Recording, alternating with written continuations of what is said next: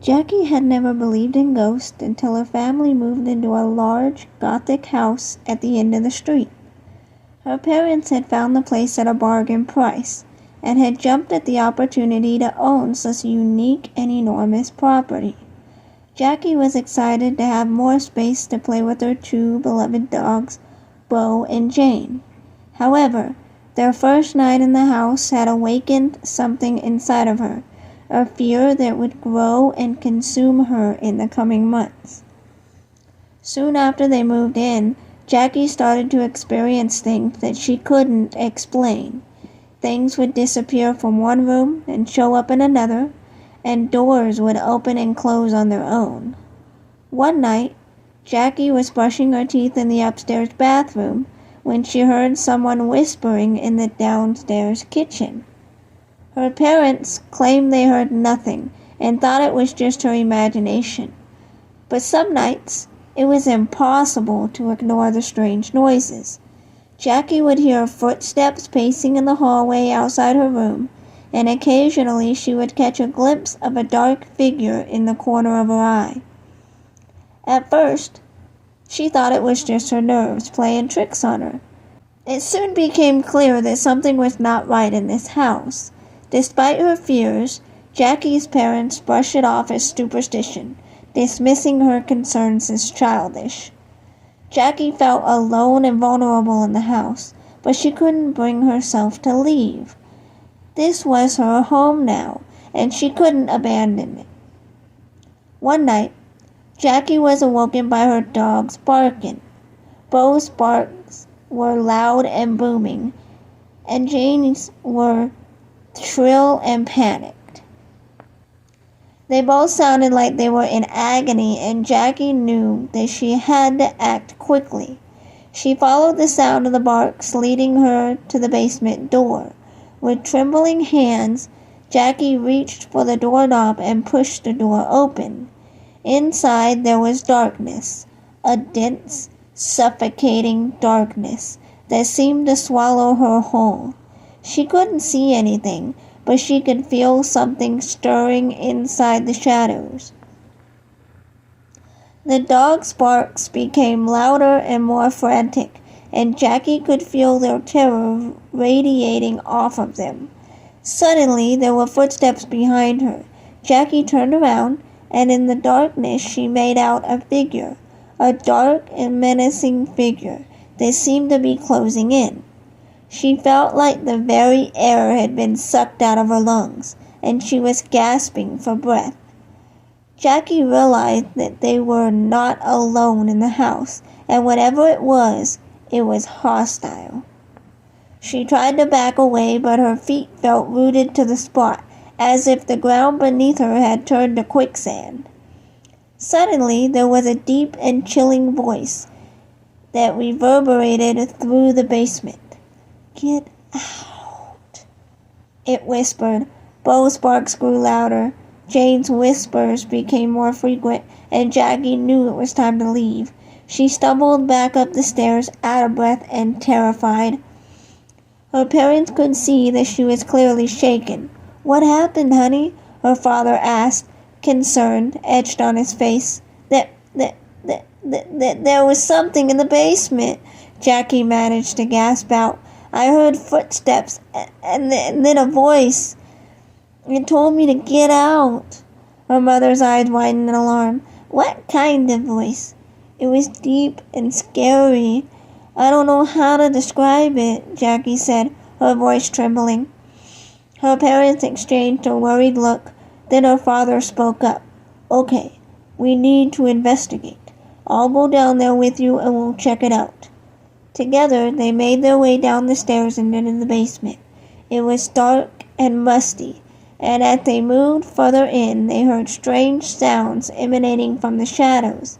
Suddenly, Jackie pointed at something. "Look! There!" There in the corner of the room was a glowing figure.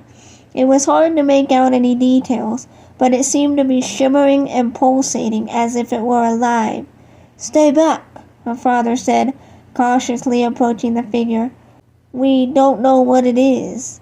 As he got closer, the figure seemed to become more solid, until it had taken on a humanoid shape, and then the figure spoke. "Who are you?" it asked, its voice echoing through the room. We're the people who live here," Jackie's mother said, taking a hesitant step forward.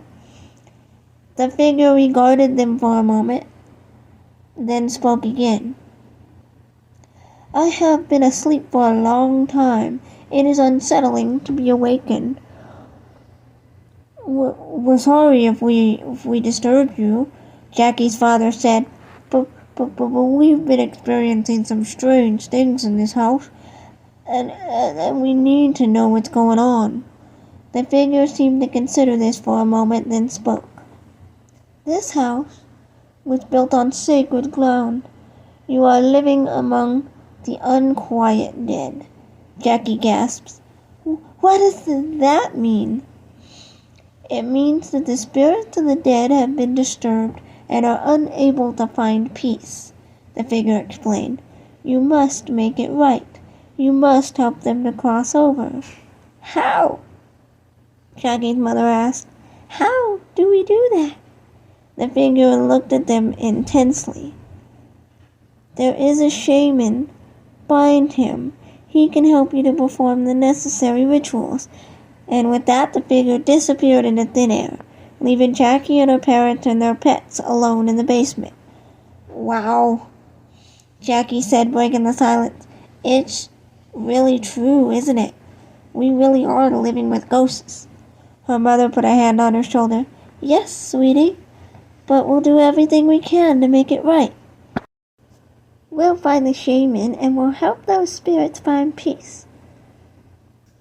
The next day, Jackie's parents went online and searched for a local spiritual advisor who specialized in paranormal activities. They found a shaman who had experience in helping people cleanse their homes of unwanted spirits. The family contacted the shaman, who agreed to come to their home and help them. When the shaman arrived, Jackie, her parents, and their pets stood nervously in the living room as the shaman surveyed the space. After a moment, the shaman spoke. "I sense there are many spirits here," the shaman said. "They are confused and lost, unable to find their way to the afterlife." "What can we do to help them?"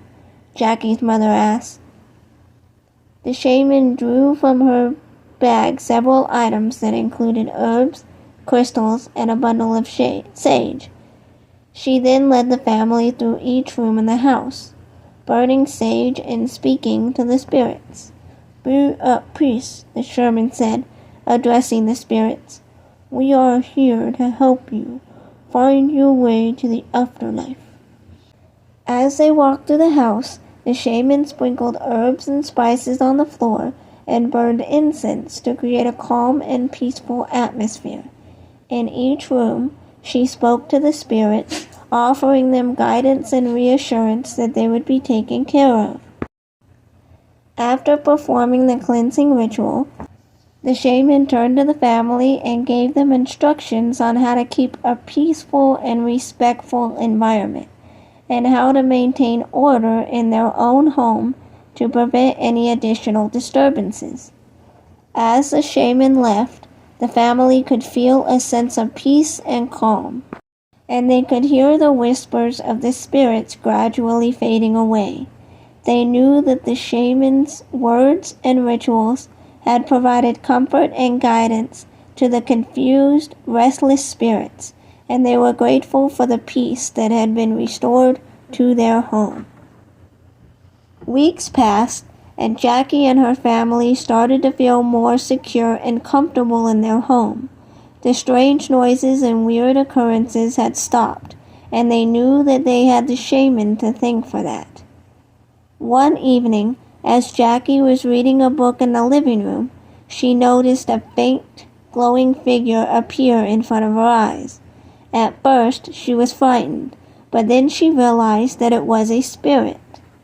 "Don't be afraid," the spirit spoke.